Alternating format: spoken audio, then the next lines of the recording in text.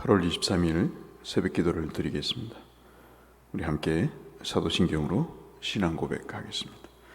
나는 전능하신 아버지 하나님 천지의 창조주를 믿습니다. 나는 그의 유일하신 아들 우리 주 예수 그리스도를 믿습니다. 그는 성령으로 잉태되어 동정녀 마리아에게서 나시고 본디오 빌라도에게 고난을 받아 십자가에 못 박혀 죽으시고 장사된 지 사흘 만에 죽은 자 가운데서 다시 살아나셨으며 하늘에 오르시어 전능하신 아버지 하나님 우편에 앉아 계시다가 거기로부터 살아있는 자와 죽은 자를 심판하러 오십니다. 나는 성령을 믿으며 거룩한 공교회와 성도의 교제와 죄를 용서받는 것과 몸의 부활과 영생을 믿습니다. 아멘. 312장 찬송하겠습니다.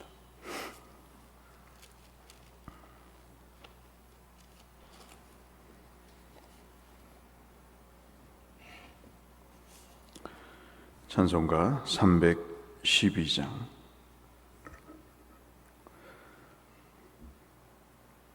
찬송 312장 함께 찬송하겠습니다.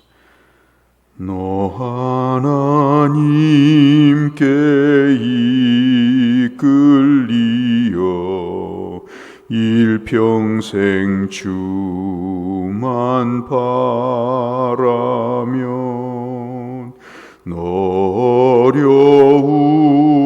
때 힘 주시고 언제나 지켜주시리.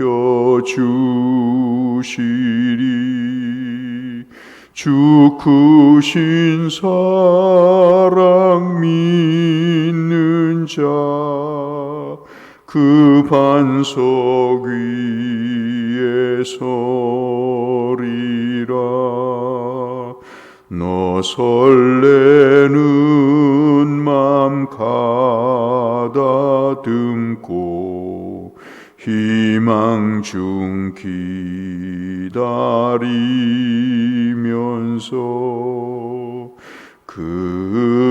그네로신 주의 뜻과 사랑에 만족하여라. 우리를 불러주신 주 마음에 소원하신다.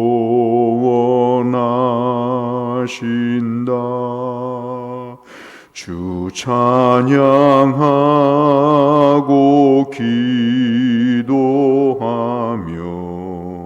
내 본분 힘써 다하라. 주 약속하신 모든 은혜 내게서 이루어지리라. 참되고 의지하는 자 주께서 기억하시리.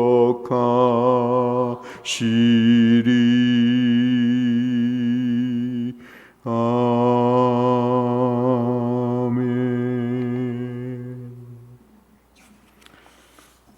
오늘은 예레미야 20장 7절에서 18절의 말씀을 보겠습니다.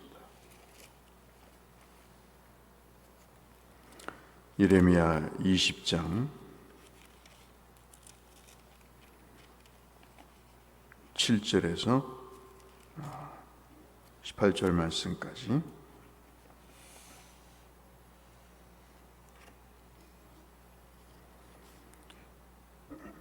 여호와여, 주께서 나를 권유하심으로 나를 꾀심으로 내가 그 꾀임을 받았사오며 주께서 나보다 강하사 이기셨으므로 내가 조롱거리가 되니 사람마다 종일토록 나를 조롱하나이다.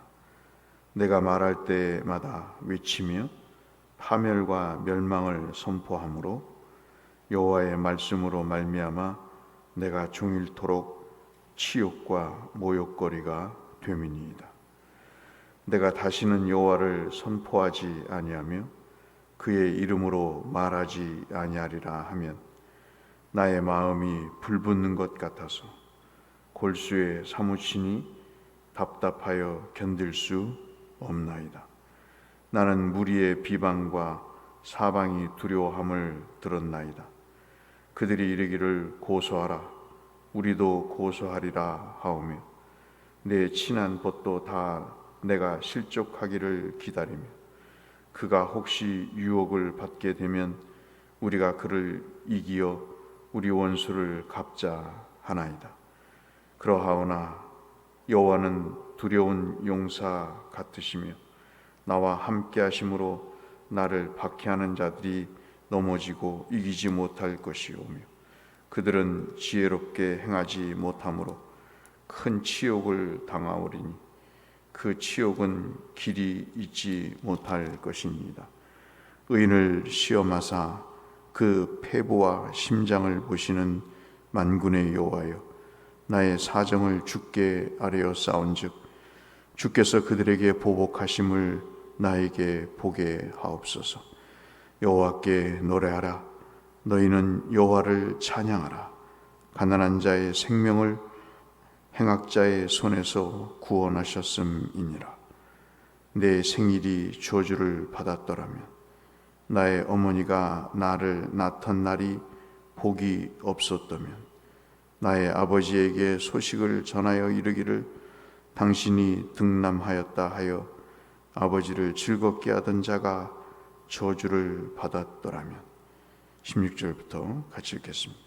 그 사람은 여호와께서 무너뜨리시고 후회하지 아니하신 성읍같이 되었다면 그가 아침에는 부르짖는 소리 낮에는 떠드는 소리를 듣게 하였다면 좋을 뻔하였나니 이는 그가 나를 태에서 죽이지 아니하셨으며 나의 어머니를 내 무덤이 되지 않게 하셨으며 그의 배가 부른 채로 항상 익지 않게 하신 까닭이로다.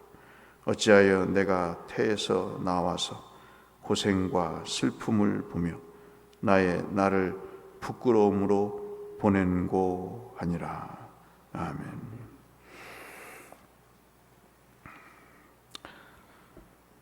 우리가 신앙생활을 하면서 참 여러 가지 어려움을 겪습니다. 어제도 말씀드렸다시피 입술의 고백만이 아니라 신앙생활이 어려운 것은 삶으로 담아내야 되기 때문에 믿음이 어렵다, 그렇게 말씀을 드렸죠.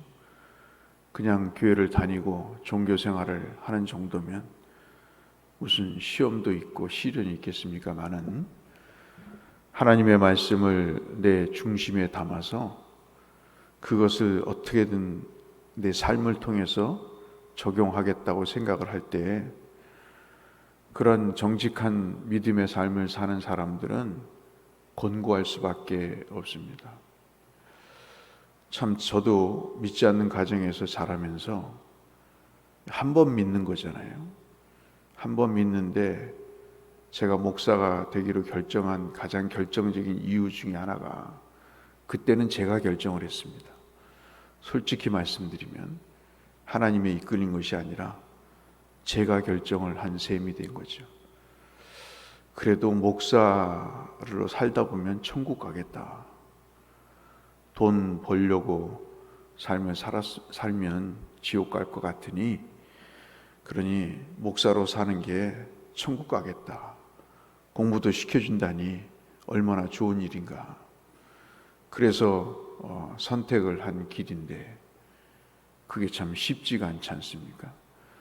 어떤 사람은 장로가 되기 위해서 돈도 쓰고 선거전도 펼쳐서 장로가 되보지만 그러나 그 삶이 녹록치가 않은 것은 하나님이 요구하시는 바가 있기 때문에 그런 거죠. 권사가 되기 위해서 밥을 사고 사람들을 선동하지만, 그러나 권사가 되고 나서 신방과 기도와 또 권면이라고 하는 이 세 가지 일은 어찌 보면 목사가 하는 일보다 더 중한 일이라서 그것이 교회를 살리는 결정적인 일이기 때문에 참 내가 왜 권사가 되려고 했을까? 어떤 역대 대통령의 말대로 내가 이러려고 대통령 되려고 했나 하는 자조 섞인 이야기를 하듯이, 막상 그 자리에 올라가면 그것이 영토리같이 여기는 사람에게는 아무런 부담이 안 되겠지만, 그러나 그것을 정직하게 받아들이는 사람에게 있어서는 참으로 귀하고 엄중한 내용이죠.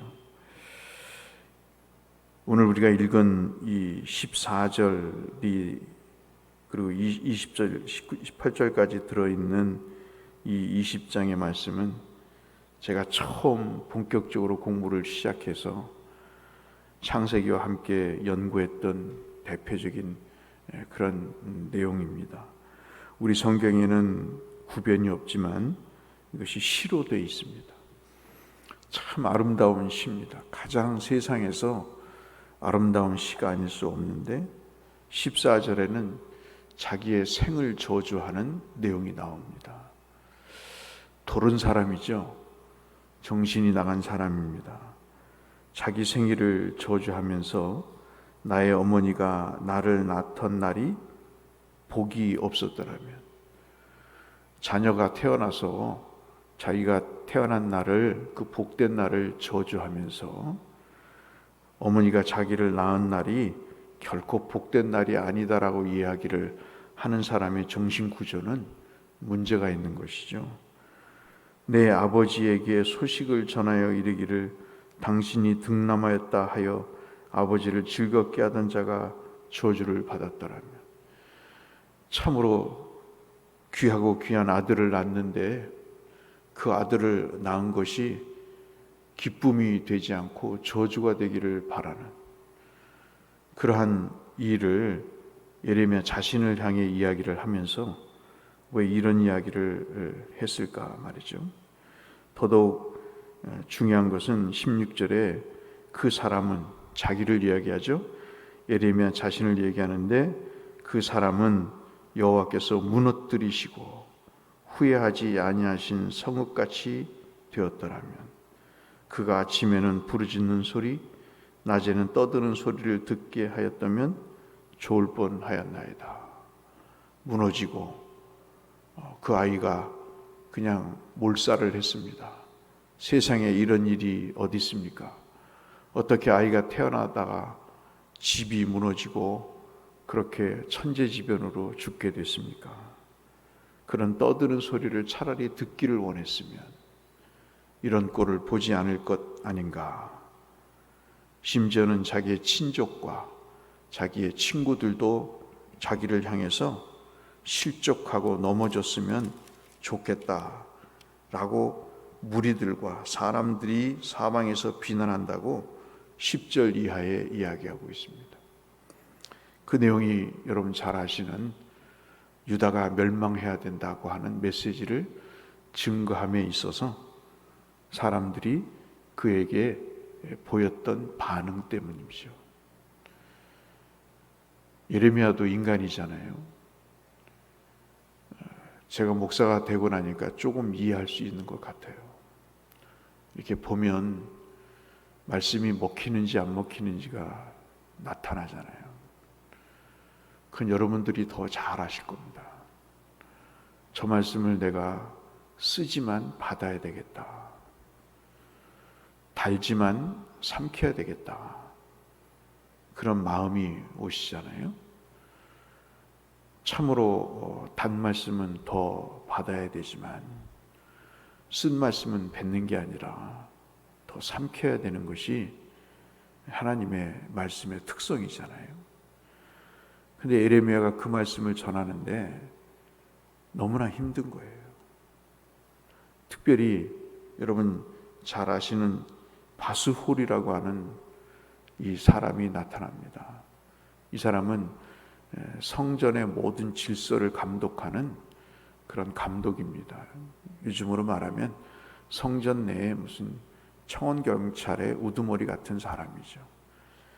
이렇게 이스라엘 백성들이 망한 것처럼 유다도 망할 것이다 선포하고 다니고, 여러분 잘 아시는 토기장의 비유와 깨진 토기의 비유를 말씀하시니까 이놈은 가만히 두면 안 되겠다, 이놈은 잡아서 옥에 가두든가 죽이든가 해야 되겠다. 사람들이 그럴 것 아니겠습니까? 바스울에게 너 뭐하고 있냐, 저렇게 교회를 어지럽히고 날뛰는 저 사람을 향해 입을 다물게 해야 되지, 너 지금 뭐하고 있느냐, 그렇게 압력을 가했지 않겠습니까? 그러니까는 때리고 그를 통나무에 묶어가지고 다시는 활동하지 못하도록 그렇게 했다는 이야기가 6절까지의 내용입니다. 우리도 그러죠. 교회가 이래야 됩니다. 교회가 기도해야 됩니다. 교회가 선교해야 됩니다. 교회가 예배를 드려야 됩니다. 구역장은 이렇게 성도들을 돌봐야 됩니다. 이런 중보를 해야 되는 것이 맞습니다. 너나 하세요. 너나 하세요. 나는 내 예배 드리는 것조차도 힘들어. 네가 구역 식구 맡아봐. 그게 가능한 얘기냐? 내 신앙생활도 하기 힘들어. 그런 분위기 속에서 여러분 느끼시잖아요. 신앙생활을 온전히 한다는 게 참 힘든 일입니다. 말씀을 따라가다 보면 수치와 능욕을 당할 때가 있습니다. 비웃음을 당할 때가 있어요. 그때는 참 모멸감이 생기죠. 그러니까 뭐라고 이야기를 안 해요. 상대방이 뭐라고 얘기를 안 합니다. 어떤 때는 대놓고 이야기도 하지만 얘기를 안 하는데 그냥 느낌인 거예요. 너나 하세요. 그 모멸감은 여러분 말할 수가 없는 것입니다. 그러면은 딱 숟가락 놓고 싶은 거죠. 그러면 한쪽에서는 그럽니다. 그래, 숟가락 놔라 차라리. 그런 분위기인 거죠. 오늘 말씀을 따라가다가 만나는 어려움이 있습니다. 그러나 기억하셔야 될 것은 그것이 복이라는 사실을, 오히려 말씀을 따라가지 않고 그 말씀에 역행하고 바스울처럼 예언을 해서 평안하다 평안하다고 이야기하는 그 사람이 화가 미칠 것임을 기억해야 됩니다.